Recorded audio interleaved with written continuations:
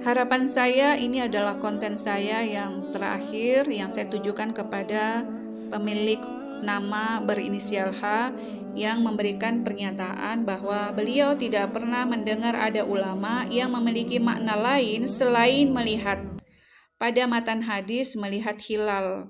Jadi tidak ada kok ulama yang mengartikan melihat itu berpikir, mungkin begitu ya maksudnya ya.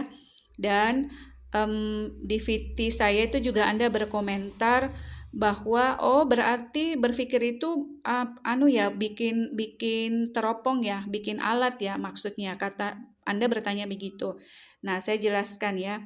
Yang pertama, metode kami di dalam melakukan pengembangan berpikir atau dalam literasi, riset, pengembangan SDM itu menggunakan metode yang namanya SSQ. Bagaimana memahami Al-Quran, bagaimana memahami sains, itu kami menggunakan metode SSQ, sintesis sains dan Al-Quran. Nama ini itu juga yang kami namai ya. Ini kami munculkan sebagai hasil dari penelitian dan literasi.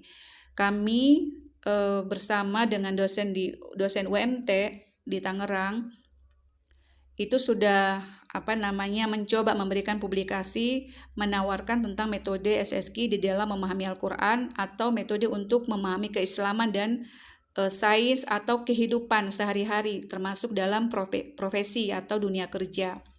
Dan ini sudah kami sering berikan pelatihan ya mereka yang pernah berinteraksi dengan kami.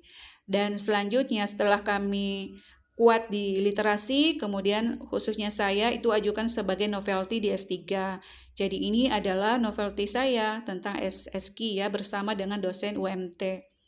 Nah, pertanyaan Anda juga mengatakan bahwa berarti yang saya bilang melihat itu berpikir, Anda bilang ulama tidak pernah bilang seperti itu. Kemudian saya bilang melihat hilal itu kita diminta untuk berpikir teropong, memikirkan bagaimana alatnya supaya orang bisa lihat. Kemudian Anda bilang, berarti melihat itu, ru'ya itu berarti ini ya, bikin teropong ya, bikin alat ya. Nah itu Anda sudah mulai berpikir ya. Anda itu berarti sudah mulai berpikir.